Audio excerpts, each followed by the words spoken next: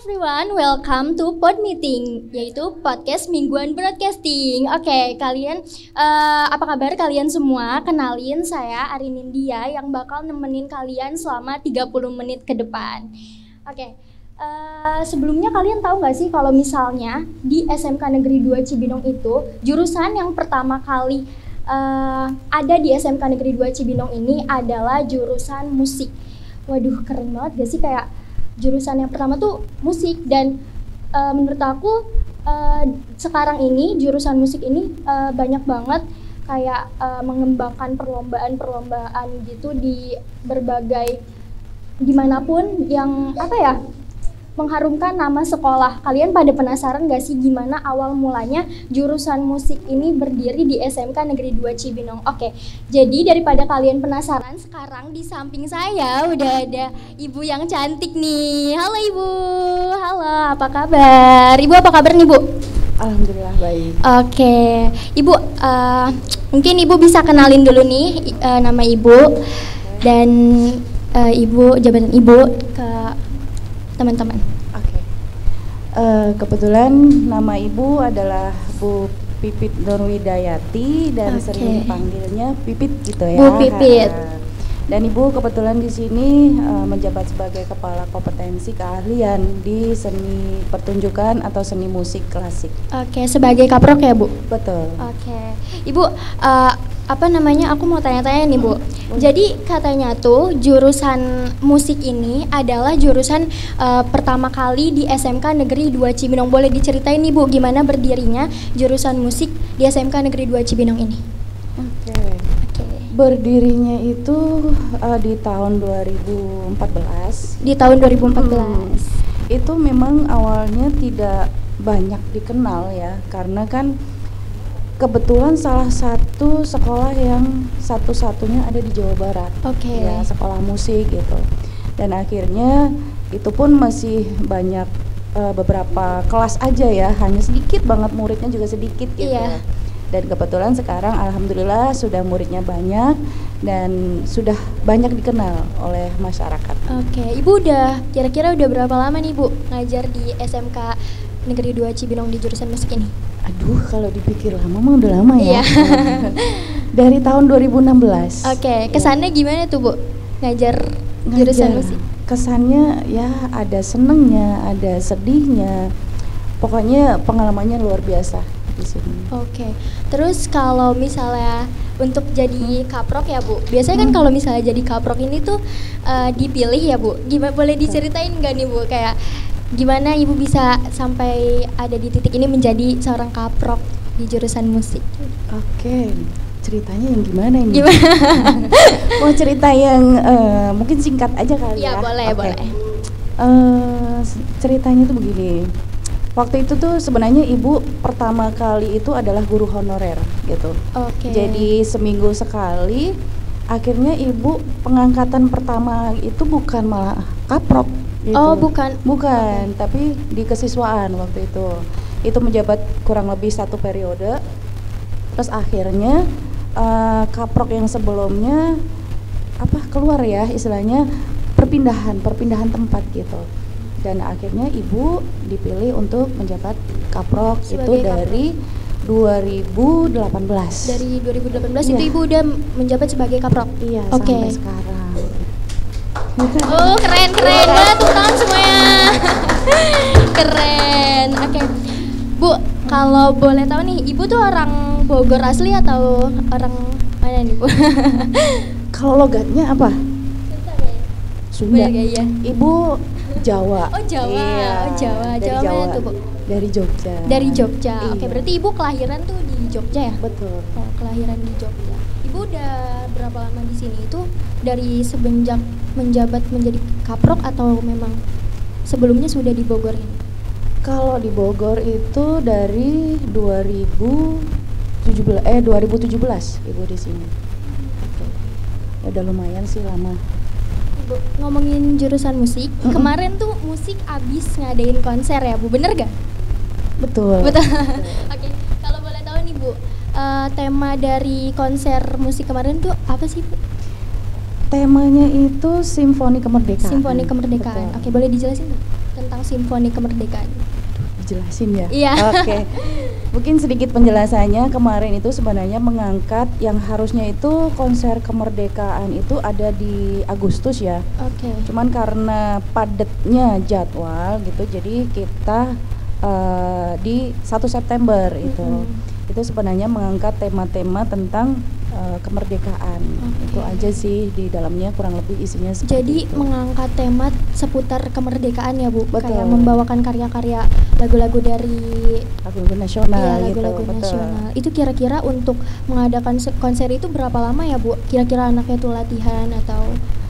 Latihan kebetulan kemarin 2 bulan ya. Oh, untuk selama anak 2 sendiri. bulan. 2 bulan. Oke. Ya. Jadi persiapan untuk Simfoni Kemerdekaan itu sekitar 2 bulan ya Bu? Kurang lebih 2 untuk bulan. latihan aja ya. Iya, oke. Ibu boleh nggak sih Bu ceritain nih, pernah ada nggak pengalaman Ibu yang nggak bisa dilupain, mungkin sama siswa atau sama guru-guru di SMK Negeri 2 Cibinong ini? Pengalaman sebenarnya banyak ya. Banyak ya, pasti banyak ya. Tapi ada satu hal itu yang istilahnya membuat ibu itu teringat gitu. Oke. Teringat itu saat ada salah satu anak yang sekarang tuh udah alumni sebenarnya, udah alumni. Kebetulan anak itu waktu pertama masuk itu tidak bisa membunyikan alat atau Oke. tidak kenal sama sekali itu alat gitu. Itu kebetulan dia alatnya itu violin ya. Nah itu begitu datang gitu, dia masih meraba itu violin apa, terus mainnya bagaimana. belum ngerti. Akhirnya mulai dari situ si anak ini rajin gitu latihannya, dan akhirnya sekarang alhamdulillah menjadi malah menjadi player di luar. Itu luar biasa, bisa bergabung keren. dengan Semuanya. iya, bergabung dengan orkes di Indonesia lainnya gitu. Oke. Iya, kebetulan kemarin ketemu itu mereka dia udah bergabung dengan kayak Erwin Gutawa. seperti Keren itu. banget. Iya, alhamdulillah. Banget. Iya, salah satunya dan juga mendapatkan beasiswa itu ke Jepang. Sampai mendapatkan beasiswa ke Jepang Iya, ya Bu. betul. Dan itu Ibu sendiri saksinya gitu ya Bu, dari Betul, yang tadinya betul. Tidak bisa beliau apa-apa. tidak bisa ya, Iya. sampai keren banget luar sekarang. biasa. Terima kasih. Iya, keren banget Ibu. Ibu boleh diceritain nggak nih Bu? Ibu tuh menempuh pendidikan itu dari mana aja nih Bu? Mungkin dari universitas. Kebetulan ibu universitasnya waktu itu di Institut Seni Indonesia. Di Indonesia itu Jogja. di Jogja ya? Iya, Oke. betul. Iya. Terus menempuh pendidikannya juga di STKIP Pono Bandung, itu yang khusus untuk seni musik. Seni musik. Betul. Jadi 2 universitas. Jadi Ibu tuh di 2 universitas gitu ya Bu? Betul. Oke. Kalau ngomongin prestasi ya Bu, pasti udah banyak banget gitu dari anak-anak kejuruan musik tentang prestasi kayak yang tadi Ibu ceritain juga tuh yang beliau awalnya nggak bisa buat main alat musik nih teman-teman. Jadi anak ini tadi belum bisa main alat musik, belum ngerti, dia belum tahu gimana cara maininnya. Tapi ketika dia belajar di sini ya Bu, dia mengasah kemampuannya dengan terus belajar tanpa dia terus mau lah gitu, mau belajar, dan diajarkan juga ya Bu oleh guru-guru SMK Negeri 2 Cibinong sampai akhirnya dia bisa menempuh prestasi-prestasinya yang sampai sekarang aja beliau mendapatkan beasiswa ya Bu. Betul. Sampai ke Jepang. Keren banget. Oke. Ibu, aku mau tanya lagi nih. Ibu, banyak banget. iya pertanyaannya. banyak. Oke. Ibu, apa sih alat musik yang paling Ibu sukain? Sebenarnya ibu paling suka itu kalau mendengarkan saksofon ya. Apa itu Bu? Alat musik tiup gitu. Oh, di tiup yang gitu. dimainkan oleh Kenny G ya. Iya, Jadi itu. mungkin hampir mirip sama seruling atau gimana tuh bentukannya? Bentuknya gimana ya? Kalau di ini bentuknya agak melengkung gitu ya. Oh, dia melengkung saksofon, gitu. betul, Oke. Itu seneng kalau ada yang mainin dengan karakter yang berbeda gitu. Terus mainin lagu yang agak melo gitu, itu Iya. kena deh dia. Kena. Jadi suka aja gitu ya Bu yang ngedenger. Apa tadi namanya Bu? Saksofon. Saksofon. Iya, Oke. betul. Saksofon guys. Oke. Bu, kalau misalnya lagi ngajar nih Bu, Ibu pasti bangga banget kan ya sama anak-anak kayak kemarin tuh ada konser, pasti bangga banget kan ya Bu ngelihat. Aduh, itu gimana sih Bu kesan Ibu ngelihat anak-anak yang mau dan selalu terus nggak ngeluh buat belajar? Gimana ya? Sebenarnya rata-rata itu mereka harus melawan kemalasan ya. Oke.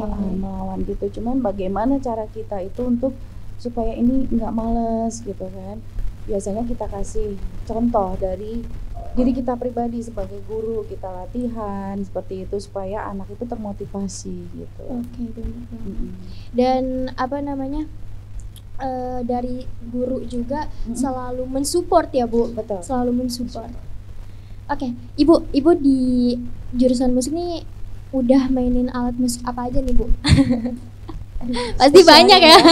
Pasti banyak. Iya, sebenarnya kalau di guru musik itu sebenarnya alatnya spesial semua ya. Pasti. Jadi, iya. Keren.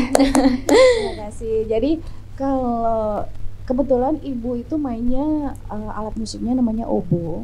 Obo. Itu sebenarnya langka ya, alatnya langka. Dan kenapa bisa langka tuh Bu? Karena ini image dari orang gitu ya. Image dari orang itu bahwa obo itu tidak bisa dimainkan oleh wanita gitu. Jadi karena alatnya karena berat rupanya gitu. Tapi di situ Ibu punya motivasi untuk mengalahkan itu, bahwa image orang itu salah. Benar. Karena wanita juga pasti bisa gitu ya Bu. Bisa gitu. Dan alhamdulillah waktu itu ini bukan sombong ya. Itu pertama kali Ibu memainkan itu, ternyata tidak disangka Ibu itu salah satu wanita satu-satunya di Indonesia yang memainkan itu. Keren banget. Iya, jadi tidak menyangka saja gitu. Ternyata seperti itu. Akhirnya belajar terus gitu. Dan Ibu kan orangnya penasaran gitu. Iya. Penasaran, akhirnya Ibu pengen coba gitu ya. Iya, coba-coba ke alat yang lainnya. Kebetulan ada saksofon Ibu cobain, sampai drum Ibu cobain gitu ya. Alhamdulillah walaupun tidak profesional tapi paling tidak tahu gitu. Bisa ya Bu. Tuh teman-teman, berarti kita bisa belajar juga nih dari Bu Pipit bahwasanya kalau misalnya kita mau berani melakukan sesuatu, mencoba sesuatu, itu pasti bisa. Kayak yang tadi Ibu bilang kan, kalau misalnya alat musik obo ya Bu, itu kan katanya berat, terus juga biasanya dimainkan oleh laki-laki. Tapi Bu Pipit ini berani coba, dan Bu Pipit juga kayak ngerasa ya wanita juga pasti bisa ya Bu, dan akhirnya bisa gitu teman-teman. Jadi kita bisa belajar dari pengalamannya Bu Pipit. Oke. Tadi kan aku udah nanya lumayan banyak ya Bu sama Ibu. Sekarang aku mau bacain pertanyaan-pertanyaan dari orang luar. Aduh, ini pertanyaannya random gitu ya Bu dari orang-orang. Insya Allah nanti dijawab. Pertanyaan pertama. Nih, aku nggak nyebutin username-nya ya Bu, langsung aku bacain pertanyaannya aja. Boleh. Ibu Pipit ini udah punya anak apa belum? Waduh. Aduh. Dijawab nggak ini? Boleh dijawab, boleh tidak. Oke. Mau dijawab sekarang? Boleh. Oke. Iya, kebetulan Ibu sudah anak 2. Iya, yang satu sudah kuliah di semester 5 ini ya. Perempuan atau laki-laki? Laki. Oh, laki-laki. Iya, yang satunya sudah kelas 2 SMK. Oke, jadi Ibu punya teman-teman nih yang tadi ada yang nanya, jadi Bu Pipit ini punya 2 anak laki-laki ya Bu? Laki-laki sama perempuan. Oh, laki-laki sama perempuan. Yang kedua perempuan. Iya. Oke. Terus nih Bu, gimana caranya Ibu untuk membagi waktu untuk mengajar dan juga menjaga anak? Karena nih Bu kelihatan kayak independent woman. Aduh, gimana ya? Sebenarnya tergantung dari diri pribadi ya. Iya. Dan harus bagaimana memberitahukan oleh anak sendiri gitu, bahwa ini loh kerjaan dari ibu, ini kerjaan kamu harus bisa memahami itu. Paling tidak komunikasi. Komunikasi itu penting ya Bu, penting banget. Oke, mungkin itu jawaban yang cukup ya teman-teman. Sekarang kita lanjut ke pertanyaan yang kedua. Oke, kita bakalan bacain Aku bakal bacain. Oke. Ibu, pernah nggak sih ibu ngerasa capek selama ngajar dan gimana caranya ibu ngilangin rasa capek itu? Capek bisa dibilang pasti semua ada Semua ya. manusia pasti pernah capek. Iya, betul. Merasakan capek, cuman tergantung dari diri kita. Diri sendiri. Bagaimana sih kita mengatasi itu, dan kebetulan ibu orangnya suka bercanda gitu ya sama anak-anak gitu. Jadi menghilangkannya itu kita main canda-candaan gitu aja. Benar. Betul. Jadi kalau misalnya untuk rasa capek itu ya itu Pasti ada. pada diri sendiri gitu ya Bu. Betul. Gimana caranya? Mungkin problem solving dia sendiri gimana gitu ya Iya, Bu ya. Betul. Oke. Next kita ke pertanyaan selanjutnya. Ini ada yang nanya lagi nih Bu. Oke. Gimana sih Bu caranya ngatasin siswa yang bandel menurut Ibu sendiri? Mungkin Ibu pernah nggak Bu ketemu sama siswa yang agak susah misalnya? Ada, kebetulan ada. Tapi kalau dikatakan bandel, kalau ibu sebenarnya rata-rata kebandelan atau kenakalan mereka itu wajar ya. Oh, iya. Dengan seusia mereka gitu. Cara mengatasinya kita harus mendekati gitu, dari hati ke hati. Pendekatan ya Bu? Pendekatan, betul. Pendekatan, komunikasi gitu kan. Terus akhirnya mungkin dari sisi situ ada sesuatu hal yang membuat anak tersebut bisa dikatakan mungkin kayak tadi ya dibilang bandel gitu. Tapi sebenarnya nggak ada anak yang bandel. Iya. Semuanya itu wajar Benar. melakukan hal seperti itu. Itu menurut ibu ya. Iya, oke, nggak apa-apa kok Bu. Ini kan pertanyaan untuk Ibu juga. Oke, ini banyak ya yang nanya ya. Banyak banget ya. Iya, ini aduh, oke. Lanjut ya Bu. Oke. Ibu pertama kali mengajar di sekolah apa dan kapan? Jadi Ibu pertama kali nih ngajar di sini atau gimana nih Bu? Boleh sama sih. Oke, kalau ibu pertama kali sebenarnya privat ya. Jadi datang ke rumah untuk mengajar oboe gitu, sama kebetulan belum mengajar di kelas. Awal-awal mengajar kelas itu ada sedikit grogi. Groginya kenapa tuh Bu? Groginya, menghadapi siswa banyak gitu kan. Dalam satu kelas kan ada 36 ya. Hanya dikhawatirkan kalau seandainya itu penyampaiannya itu tidak sampai ke siswanya gitu. Tapi alhamdulillah begitu sudah bergabung dengan kelas gitu, bisa menemukan titik di mana seorang guru itu harus menghadapi di saat di depan kelas. Benar banget Gitu. Jadi awalnya juga takut ya Bu, tapi Ada. bener loh, aku juga belajar loh Bu dari pengalaman Ibu. Gitu. Bahwasanya kayak yang tadinya kita takut, tapi kalau misalnya kita berani ngelawan rasa takut itu, kita bakalan bisa. Kalau misalnya kita ngestak sama ketakutan kita, itu akan sekak di situ iya aja. benar. Ibu minum dulu deh daripada. Terima kasih. Iya, biar nggak haus nih. Oke.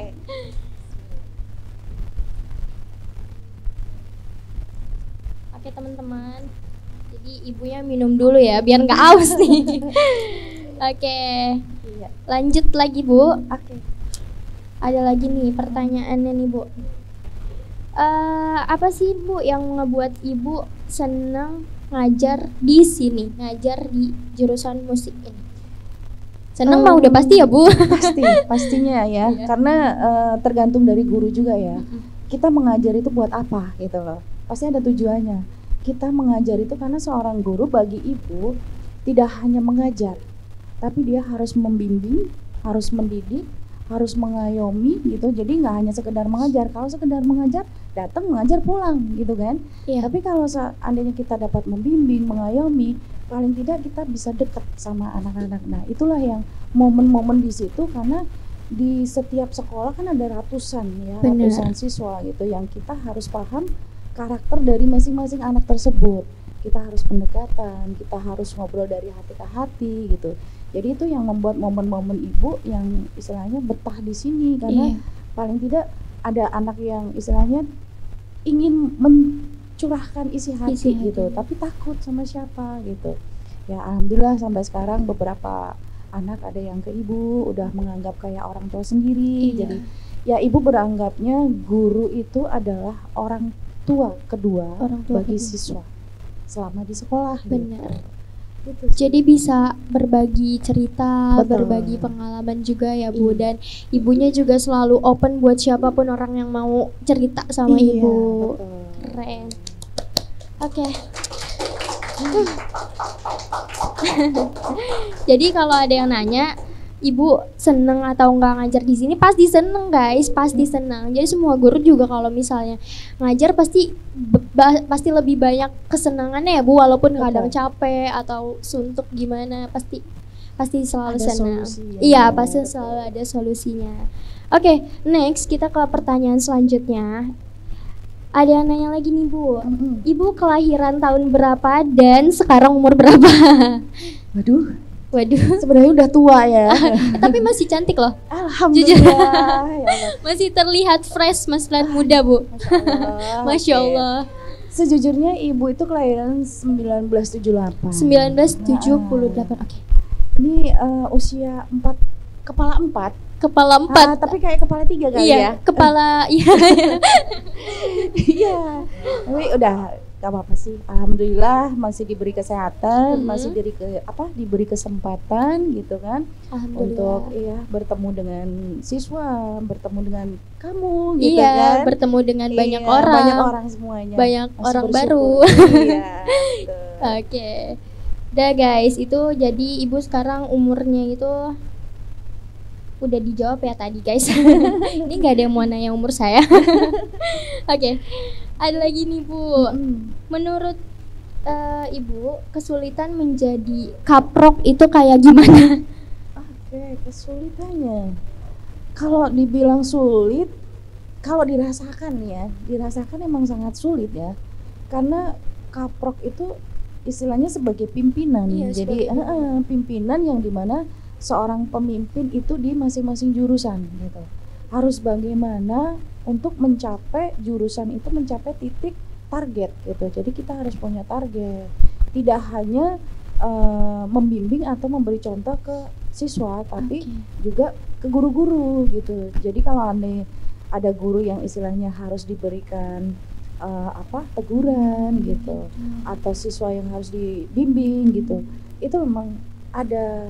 Kalau dibilang sulit, tapi kalau dibikin santai gitu kan, dibikin kita yuk jalan gitu. Alhamdulillah sampai sekarang masih bertahan.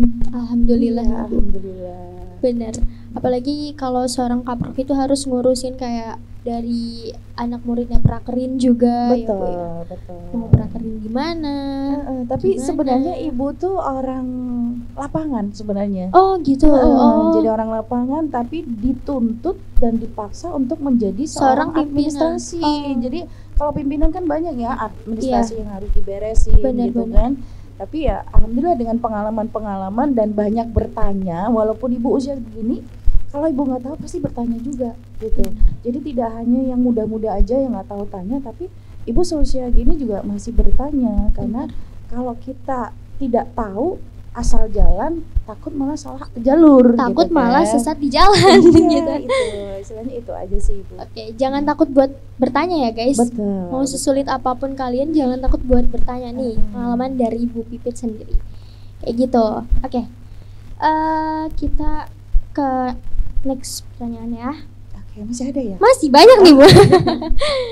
Ibu, kalau ada acara besar gimana sih Ibu ngehandle murid itu biar acaranya ini berjalan dengan lancar?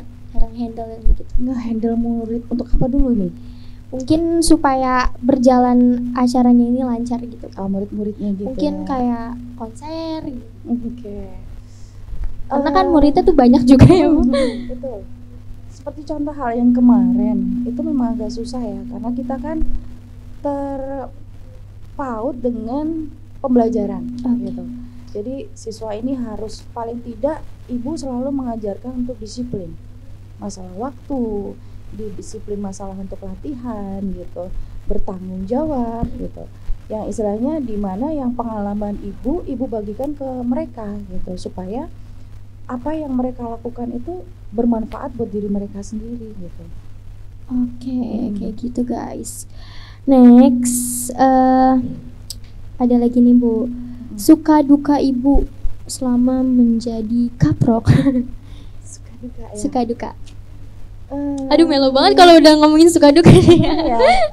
Banyak sebenarnya ya, tapi salah satunya sukanya itu jadi dekat dengan murid gitu kan. Jadi tahu pengalaman murid dalam hal belajar, terutama belajar di alat musiknya ya. Iya. Itu senangnya di situ, tapi dukanya itu gimana ya? Ada yang murid belajarnya itu hanya mentok di situ gitu loh. Stuck di situ gitu Bu. Jadi kalau dipaksa kayak apapun, kalau tidak punya interpretasi atau tidak punya apa ya istilahnya pengetahuan yang luas gitu, itu akan susah untuk majunya. Itu sangat-sangat memprihatinkan sebenarnya. Makanya ibu senangnya itu dengan siswa yang seperti itu, ibu deketin, istilahnya bercerita lah ada masalah apa, kenapa, kendalanya di mana gitu. Tapi setiap kali bercerita tetap aja mentok di situ. Tetap di situ gitu Bu. Itu dukanya. Oke. Salah satu itu aja ya kali ya. Oke, boleh. Itu udah lebih dari cukup kok Bu. Oke, di pertanyaan terakhir nih Bu. Ibu, apa sih harapan Ibu ke depannya buat sekolah SMK Negeri 2 Cibinong? Harapan Ibu, kan di SMK ada banyak jurusan ya. Ada 5 jurusan, yaitu musik, broadcasting, animasi, perhotelan, dan perbankan ya. 5 jurusan itu.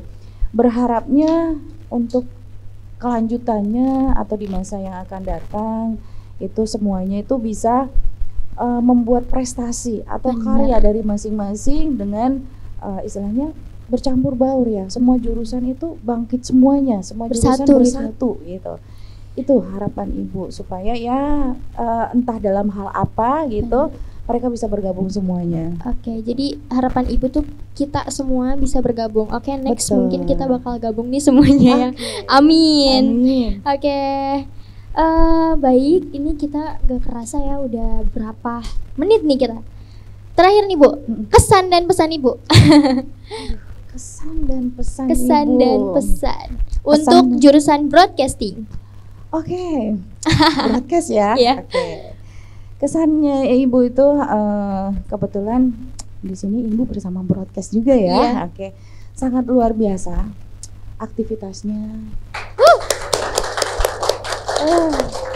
Sampai Ibu bangga ya sehingga bisa menciptakan karya-karya atau kreasi-kreasi yang istilahnya mungkin kalau dikatakan tingkat profesional sepertinya udah ya. Walaupun ya betul. Betul, karena kebetulan Ibu sering ya istilahnya komunikasi dengan kaproknya gitu. Oh bikin ini gitu, wah luar biasa gitu. Jadi perkembangannya luar biasa dan pesan Ibu tetap terus ditingkatkan gitu kan. Suatu saat siapa tahu kan kita nggak ngerti ya, ada dari pihak luar yang mungkin internasional gitu. Oh di sekolah SMKN 2 ada sekolah jurusan seni broadcast gitu kan, broadcasting gitu. Coba kita istilahnya bekerja sama gitu kan, tingkat internasional kan luar biasa ya. Mudah-mudahan, bismillah mudah-mudahan jurusan broadcast itu bisa bergabung dengan pihak-pihak yang internasional. Amin. Yang bisa apa ya, membawa nama harum sekolah, jurusan gitu kan. Terus tingkatkan, terus semangat dan ciptakan karya-karya yang luar biasa. Oke, siap. Terima kasih Ibu. Sama-sama. Oke, jadi semoga nih tadi harapan Bu Pipit juga kita bisa bersatu ya jurusan-jurusan yang ada di SMK Negeri 2 Cibinong. Semoga kita bisa bersatu di next project. Oke, Ibu, terima kasih banyak Ibu udah nyempetin waktunya buat datang ke podcast ini. Dan teman-teman, mohon maaf jika aku ada salah kata dan juga jangan lupa saksiin di next podcast selanjutnya yaitu Pod Meeting Podcast Mingguan Broadcasting. Dadah.